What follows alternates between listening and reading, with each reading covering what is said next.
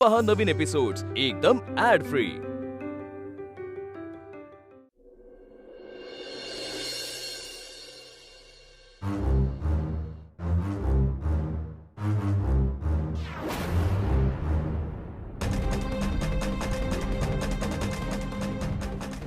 Riya madam, हे तुम्ही जे पैसे दिले होते ना, सगळे पैसे मी परत घेऊन आली आहे। मोजून घ्या तुम्ही, काही पैसे कमी असतील ना तर मी तुम्हाला पैसे आणून देण्याची खात्री बाळगा, पण माझ्या नवऱ्याला माझ्याकडे परत पाठवा रिया मॅडम, असं नका करू। अगं वल्ली, तुझ्या नवऱ्याला परत पाठवायला तो काय माझ्या खिशात आहे? आणि तसंही स्वतःच्या कर्माने तू नवरा गमावलास। माहिती माझ्याकडनं खूप मोठी चूक झाली आहे, मी मान्य करते, पण मी सोडते हो, मी हवं तर पाया पडते तुमच्या, पण माझ्या नवऱ्याला माझ्याकडे परत पाठवलं। माझं खरंच माझ्या सचिनवर खूप प्रेम आहे, मी नाही राहू शकत त्याच्याशिवाय। तुम्ही मॅडम तो तुमचं ऐकेल तुम्ही? वल्ली प्लीज प्लीज, काय चाललं काय तुझं? कशी आहेस ग तू अशी? जेव्हा तुझ्याकडे चांगला नवरा होता तेव्हा त्याची किंमत नव्हती, तेव्हा तुला पैसे पाहिजे होते। आता जेव्हा तुझ्याकडे पैसे आहेत तेव्हा तुला नवरा पाहिजे। काय प्रॉब्लेम काय तुझा? माझं मनापासून प्रेम आहे सचिनवर।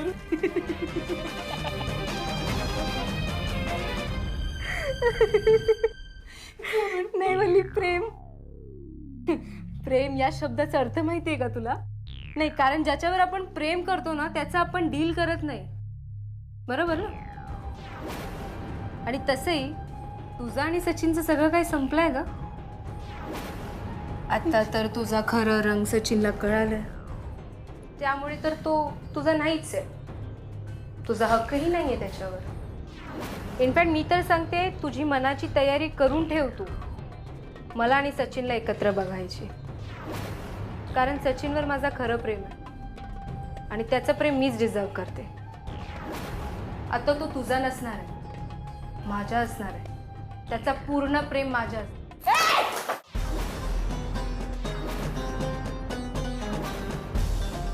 तोंडाला येईल ते बोलू नकोस। सचिन माझा नवरा आहे, देवा ब्राह्मणाच्या साक्षीने मी लग्न केलंय त्याच्याशी, आणि तू याच्यात माझं काही घेऊन बसलीस ग? पुढचे 7 जन्म सचिन फक्त माझा आहे, कळलं? आणि पैसे फेकून तू प्रेम विकत घ्यायला निघालीस, पण तू किती पैसे फेकलेस ना तरी माझा विश्वास आहे की माझ्या सचिनचं फक्त माझ्यावर प्रेम आहे, तुझ्यावर नाही। तू किती मागे मागे केलंस तरी सचिन तुझा कधीच होणार नाही, एवढं लक्षात ठेव। वल्ली, कुठल्या जगात वावरतेस ग तू? हा, जी बाई स्वतःच्या नवऱ्याला दुसऱ्या बाईकडे पाठवते गप्पे मारण्यासाठी, टाइम स्पेंड करायला आणि फ्रेंडशिप करायला, आणि त्यासाठी ती पैसे पण घेते, अशी फालतू बाईशी कोणता नवरा प्रेम करणार आहे ग?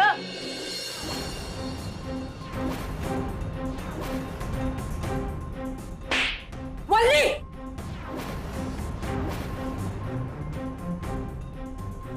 आवाज वाढवून माझ्याशी नाही बोलायचं, कळलं? मी आहेच ग नीच बाई, नीचच आहे मी, माझ्या नवऱ्याचा सौदा केला मी, पण तुझं काय? हा, पैसे फेकून प्रेम विकत घेतेस तू? आणि तुला काय वाटतं अशा बाईच्या प्रेमात माझा नवरा पडेल? शे, सचिन माझा होता, माझा आहे, आणि आयुष्यभर तो माझाच राहणार आहे, कळलं? जास्त बोलतेस तू वल्ली। सचिन कोणाचा आहे हे येणारी वेळ दाखवेल वल्ली, पण आता तू निघायचं इथून, समजलं? नाही जात, जा। काय करशील? सिक्युरिटीला बोलव वल्ली, निघ इथून। मी बायको आहे ना, निघायचं इथून आत्ताच्या आत्ता। मी बायको आहे, तू नाही। हो मॅडम, बाहेर चला तुम्ही। माझ्या अंगाला कोणी हात लावला ना, हात तोडून हातात आहे ना। चाललीये मी,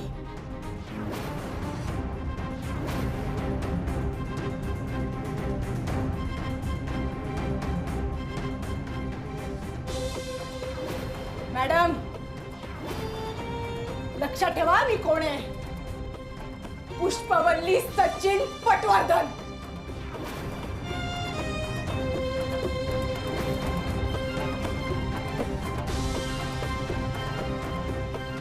काय तमाशा चालू आहे? निघा ना.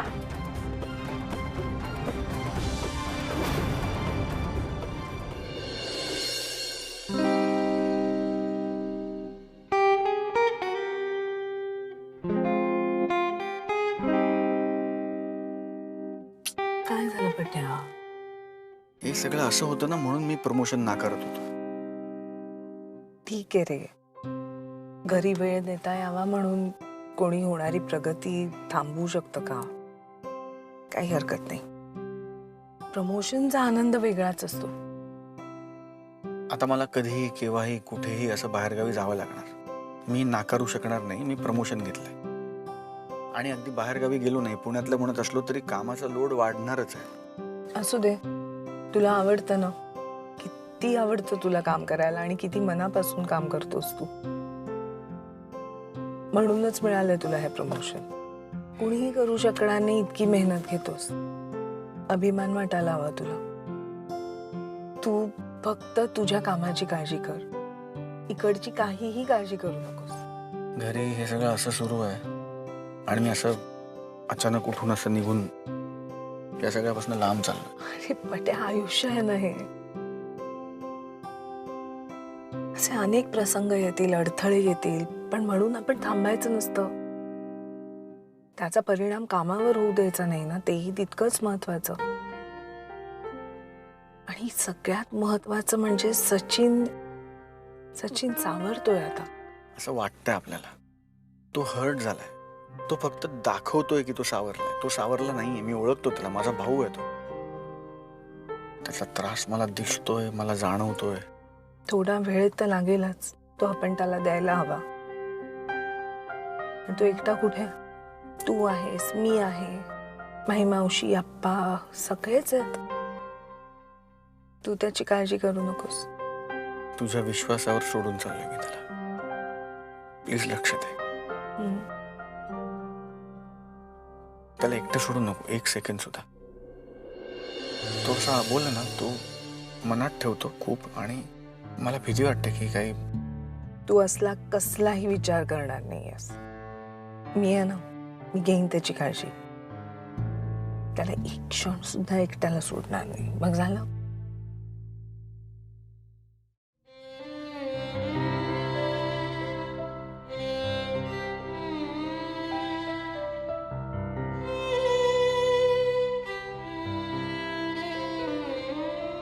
तू स्वतःची काळजी घेशील. मी इथे मी आहेच.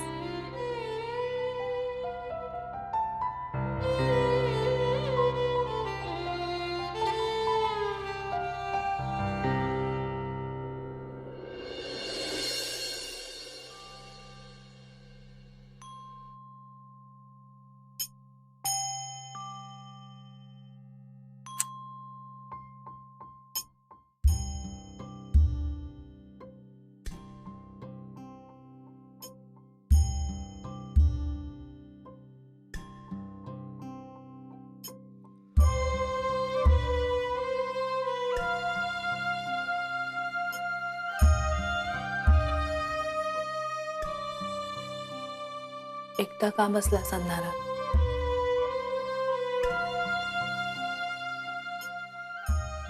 काय करू मग वहिनी? काहीच नीट होत नाही माझ्या आयुष्यात.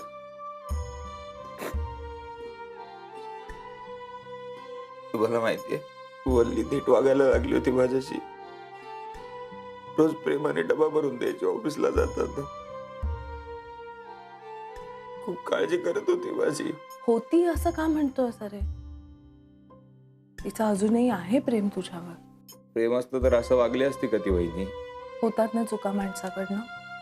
किती वेळा, आणि मी किती वेळा माफ करायचं तिला. ती सतत चुकाच करत आली आहे. फक्त तुमच्याशी वाईट वागली, माय मावशीशी वाईट वागली, दादाला तर पैशासाठी किती वेळा फसवलंय तिने, किती वेळा फसवलंय. स्वतःच्या बापाशी सुद्धा नीट वागता येत नाही हो तिला. सचिन, ती पूर्णपणे वाईट असल्यासारखी नको ना बोलूस. तिच्यातही चांगुलपणा आहे, चांगले गुण आहेत. आहेत ना. त्यांच्याकडे बघून तर असं होते ना माझ्या मनात की होईल सगळं नीट, सगळं व्यवस्थित होईल. आमच्यातलं नातं पण आता कुठे सुधारायला लागलं होतं.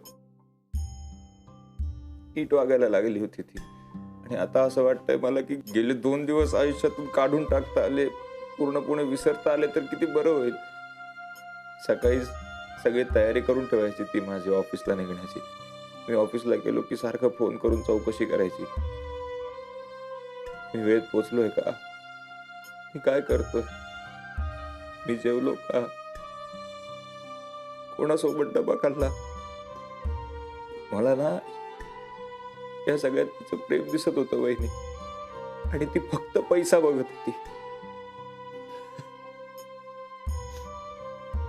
ती काय काय ठरवलं होतं मी नवीन वर्षासाठी. वर्षाच्या पहिल्या दिवशी आपल्या माणसासोबत वेळ घालवला की म्हणे सगळं वर्ष चांगलं जात. माझ्याकडे माझा माणूसच राहिला नाही वहिनी. तू असं नको बोलूस. आता जे घडून गेलं त्याच्याकडे बघण्यात काही अर्थ नाहीये. यातनं मार्ग कसा काढता येईल ते शोधूया का? आता काहीच करायची इच्छा राहिली नाहीये मला. तू असं नको बोलूस, प्लीज असं बोलू नकोस. एकटा नाही आहेस ना तू. मी आहे, दादा आहे, माई मावशी आहे. आम्ही सगळे आहोत तुझ्या बरोबर. आणि वल्लीचं प्रेमही आहेच ना तुझ्या बरोबर. हो आहे. चल उठ. अंधारात एकटं रडत नाही बसायचं. उठ, चल आवर. नको ना वहिनी. माझा ऐकणार नाही आहेस तू. उठ, जा जा जा जा, जा आवर.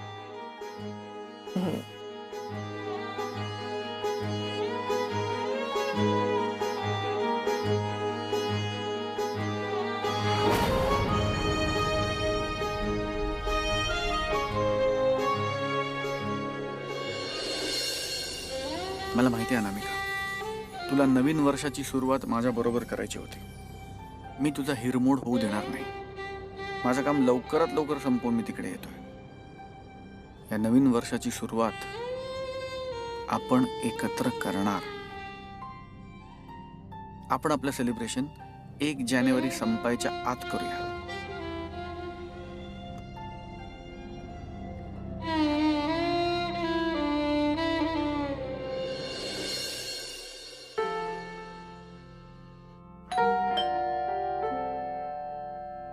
थांब सचिन, मी बघते. आलास? सॉरी मॅम, मला उशीर झाला. खूप ट्रॅफिक होता आज. ठीक आहे. अरे बस तू. नील थांबेल तुझ्या बरोबर. मी जरा पटकन जाऊन येते. आणि मला एक प्रॉमिस करशील, वेळेवर आणि नीट जेवशील. ओके? आलेच आल्या. वहिनी, काय रे? तुम्ही कुठे चाललात? वाड्यावर जाऊन येते. आता सगळी जबाबदारी माई मावशींवर आली आहे ना. त्यांना जरा काही मदत हवी आहे का ते बघून येते. त्यांनाही बरं वाटेल ना. आलेच.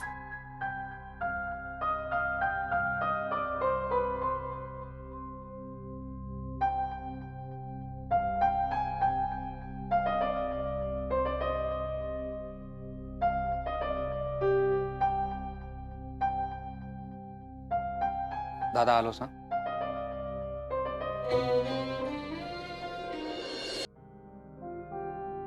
मॅम, हे काय झालं हो सचिन दादाचं? हो रे, फारच अपसेट आहे तो. पण तू त्याच्या समोर काही बोलू नकोस. हं? नाही नाही, मी काहीच नाही बोलणार. राधा म्हणते तसं I will be a good listener. मी ऐकून घेईन सगळं. आणि तसंही तुझं वाड्यावर येणं जाणं असतं ना वरचेवर. हो, म्हणजे त्याच्याबरोबर थांबायला मला काहीच अवघडल्यासारखं होणार नाही. खरं तर मीच थांबायला हवं रे. पण तिकडे वाड्यावर माई मावशी पण एकट्या आहेत ना. त्यांच्याकडे लक्ष द्यायला नको का? हो करेक्ट आहे. तुम्ही काहीच काळजी करू नका. आणि काही लागलं तर मी तुम्हाला फोन करेन ना लगेच. हो. बरं ऐक ना, हे बघ, पोळ्या इथे आहे, आमटी आहे, भाजी आहे. हं? आणि भात ओव्हनमध्ये ठेवलाय, गरम करून घ्या. बरं ऐक, सचिन नाही म्हणेल, भूक नाहीये म्हणेल, नाही जेवायचं म्हणेल, पण तो नीट जेवतोय की नाही हे बघण्याची जबाबदारी तुझी. मी बघतो. आणि चहा कॉफी करून घ्या. चहा, साखर, कॉफी पावडर फ्रीजमध्ये ठेवली. मॅम मी बघतो इथे सगळं. तुम्ही तिकडची काळजी करा, आता मी इथे आहे. बरं, आणि मला जर यायला उशीर झाला, म्हणजे खरं तर उशीर होईलच, तर थांबशील ना तेवढा वेळ? मी तर म्हणते तू रात्री इथेच राहा ना नील, इतक्या उशिरा तरी कशाला जाशील, नाही का? मॅम मी आहे, तुम्ही या जाऊन, मी आहे.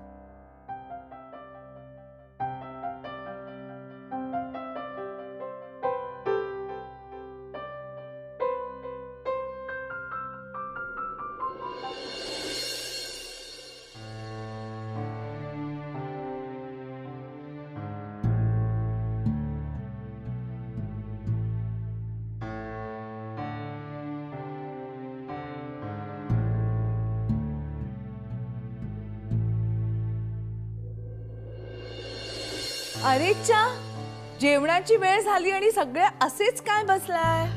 चला उठा, मी जेवण आणलंय, डबे आणले, चला जेवूया ना आपण. आप्पा, डब्यात काय आणलंय माहितीये का? तुमच्या आवडीची भरली वांगी, दाण्याचं कूट, तिळकूट सगळं अगदी भरपूर घातलंय. आणि वाटण काय सुंदर झालंय सांगू, ओलं सुकं दोन्ही घातलंय मी. मावशी या ना, जेवूया आपण सगळे एकत्र. चला उठा, जेवूया आपण. मावशी या, चला जरा मदत करा बघू माझी. या, डबे उघडूया आणि ताट. मावशी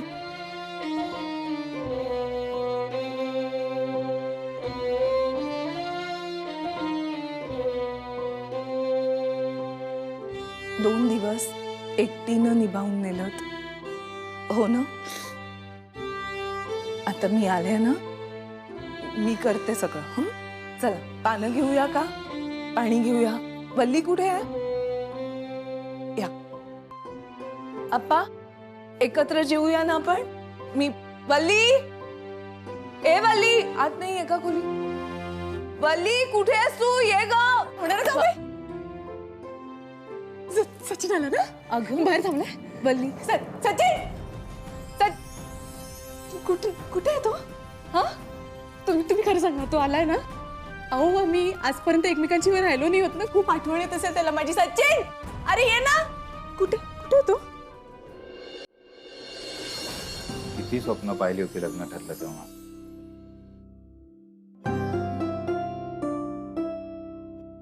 माझा संसार असा असेल, तसा असेल.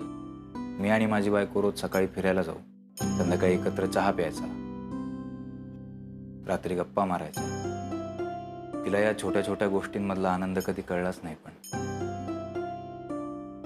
तिचं आपलं सतत तेच, पैसा पैसा पैसा, हे पाहिजे ते पाहिजे.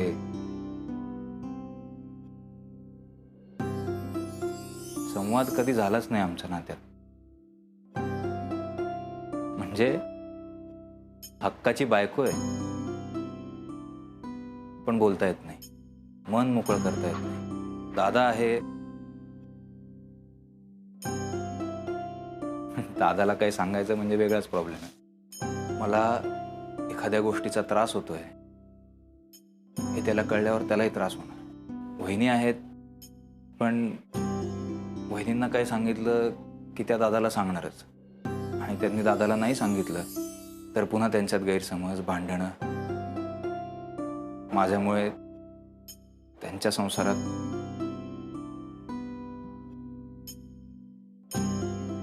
आप्पा आणि मावशीला कशाला त्रास द्यायचा या वयात. म्हणजे इतकी माणसं आहेत हक्काची, पण मन मोकळं करायला जागा नाही. थोडं खाऊन घेतोस का तू? बरं वाटेल तुला. नको रे बाबा, कशाखाली काय घास उतरणार नाही माझ्या. म्हणजे बायको असतानाही तोच त्रास, बायको नसतानाही तोच त्रास. तुला सांगतो, वल्लीसोबत जेवायला बसायचं म्हणजे पण टेन्शन यायचं मला, की आता जेवताना काय विषय काढेल, कुठलं कारण काढून पैसे मागेल. सतत आपल्या डोक्यात कुरापतीच. आमचं लग्न झालं ना तेव्हापासून मी कायम तिच्या मनाचा विचार करायचा प्रयत्न केला, तिला खुश करायचा प्रयत्न केला माझ्या परीने. तिला कधी ते समजलंच नाही किंवा तिने समजून घ्यायचा प्रयत्नही केला नाही. ती कायम मला एवढंच भासवत आली की माझ्यात काहीतरी कमी आहे. मी कुठेतरी कमी पडतो. मग काय, भांडणं, सतत भांडणं. माझ्या आई अण्णांचा संसार पाहिलाय रे मी. इतकं प्रेम होतं ना त्यांच्यात, इतकं समजून घ्यायचे एकमेकाला, कायम एकमेकांच्या पाठीशी उभे असायचे. मला असं वाटायचं की माझा संसार पण अगदी तसा होणार आहे. आमच्या नात्यात प्रेम नव्हतंच कधी, किंवा प्रेम असेल आदर नव्हता. सगळे निर्णय तीच घेणार, सगळ्या गोष्टी वल्लीच ठरवणार, असं नसू शकतं ना रे. म्हणजे आता तुमच्या नात्यात तू आणि राधा मिळून ठरवत असाल ना गोष्टी. काही निर्णय राधा घेत असेल, पण काही निर्णय तर तू घेत असशील ना, स्वतःसाठी, स्वतःच्या आनंदासाठी. माझं कदाचित तेच चुकलंय का रे. मी सुरुवातीपासून स्वतःचा विचार केलाच नाही कधी.